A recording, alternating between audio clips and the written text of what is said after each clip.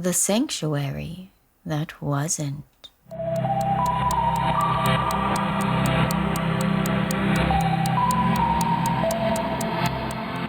Ah, dear traveler, we rejoin our weary adventurers, Glitch Bunny, Bad Bella, Elliot the Elder, and the ever-enigmatic Fat Cat as they approach what was promised to be a sanctuary, a refuge from the unpredictable chaos of glitch space, a place where time and reality hold steady. But if there's one lesson glitch space has taught them, it's that nothing is ever as it seems. The path leading to the sanctuary shimmered with an unnatural glow, as though reality itself hesitated to define its edges. Glitch Bunny strode ahead, adjusting their sharp purple suit, the hourglass in their pocket radiating a faint warmth against their side. They kept a careful eye on the structure ahead, its smooth crystalline walls reflecting distorted versions of the group as they approached. Bella padded alongside them, her tail flicking in irritation. "I don't trust it," she muttered. "It's too quiet." Elliot the Elder, ever the voice of experience, gave a slow nod. "It was safe once," he said, scanning the unnatural stillness of the sanctuary's entrance. "Still waters can hide dangers beneath the surface." Fat Cat, their glitch rippling fur ever shifting, watching the sanctuary's pulsing light. "The hourglass reacts to this place," they observed. "That means we're meant to be here. But for what purpose?" The air vibrated with an odd resonance, a hum just beneath the level of hearing. The silence was too thick, as if the very concept of sound had been pressed from the space. Then without warning, a static burst rippled through the stillness. "Bella!" A streak of glitching energy collided into Bella, knocking her clean off her feet. Tyson, the self-proclaimed Chaos King, stood over her, tail wagging, eyes filled with unrestrained enthusiasm. "Bells, you miss me?" A deep, measured sigh from behind signaled the approach of Thor, his great Pyrenees frame moving with effortless grace. He gave a knowing glance to Fat Cat before turning his gaze to Bella, who was untangling herself from Tyson with visible irritation. Bella dusted herself off and glared at Tyson. "You," she growled, "you ate all my snacks." Tyson blinked innocently. "That was so long ago." Bella's glare sharpened. "It was 2 weeks ago." "You're still mad about that?" Tyson asked, incredulous. "I had a system," she hissed. "A structured snack rotation.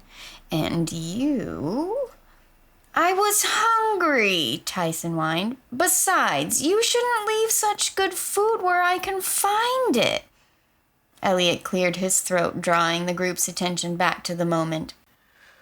"We can discuss the ethics of snack theft later," he said. "For now, we have bigger concerns." The sanctuary loomed ahead, its crystalline walls shifting with ghostly reflections of the group. They moved forward cautiously, stepping through the entrance into a vast chamber lined with floating symbols and glowing pathways. The air within felt different, heavier, almost like wading through thick mist. Glitch Bunny reached into their pocket and pulled out the hourglass. It pulsed, responding to something unseen.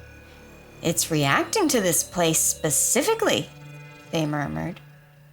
A shudder ran through the walls, the floating symbols flickering out of sync for a brief second, The entire sanctuary seemed to take a breath as though aware of their presence.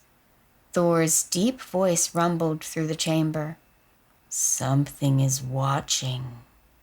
Bella's ears flattened. "Yeah, I feel it too." Fat Cat's eyes flickered in response. "Sanctuaries don't just offer refuge. Sometimes they test." Tyson, utterly unfazed, wandered toward a long, glitching banquet table that had suddenly materialized. It was laden with food, some of it recognizable, some of it shifting in and out of forms that defied description. He grabbed something that looked vaguely like a sandwich, but folded it in on itself like a recursive puzzle. "Hey, this is good," Tyson said between bites. Bella hesitated, glancing at the table before finally sitting down. "Fine, but if you eat my share this time, I swear." I won't, Tyson grinned, sliding a plate toward her. "Eat up, Bells. We might be here a while." The sanctuary pulsed, its walls shifting like breathing glass. Something deeper stirred, watching, waiting. As they ate, the energy in the sanctuary shifted subtly. Elliot, ever perceptive, set down his untouched food. "This place isn't just watching," he said. "It's learning." Glitch Bunny's gaze swept across the room, watching the shifting symbols realign. The realization struck like a lightning bolt. "It's adapting to us." Fat Cat's tail flicked in contemplation. "Or worse," he said. "It's preparing." Tyson, blissfully unaware of the tension, stuffed another bite into his mouth. "Well, maybe it can prepare dessert next." The moment the words left his mouth, the temperature dropped. The walls flickered, distorting in sharp, irregular patterns. Thor stood, his great frame rigid. "It knows we're here." A slow vibration rolled through the chamber. The floating symbols shattered, reforming into something new, something deliberate. Bella's claws unsheathed instinctively. "I knew this was too easy."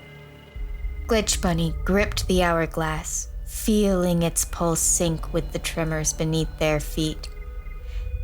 "This was never a sanctuary," they whispered. "It was a trap." A deep resonance shook the chamber as the floor beneath them began to crack open, revealing a vast, shifting void below. Then a voice, not a sound, but a feeling, rippled through the air. "You do not belong here." Tyson finally stopped chewing. Guys? The sanctuary, their supposed refuge, had just decided it was time to show its true nature.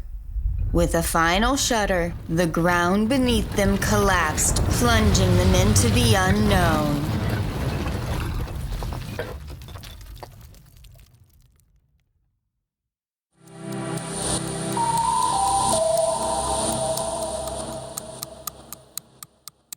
Thank you for tuning in to this tale from Mr. B. E. Gladrap's Lapis Lazuli Life. May your own journey be guided by thoughtful decisions, a dash of whimsy, and the assurance that even in chaos, there's always room for hope and understanding. Stay curious, stay adventurous, and as our good friends in Glitch Space like to say, donut panic, because you never know when a simple nudge can lead to the next grand adventure. Tales from Mr. B. E. Gladrap is created and narrated by me, Bonnie Pope, with audio mixing by Chris Pope.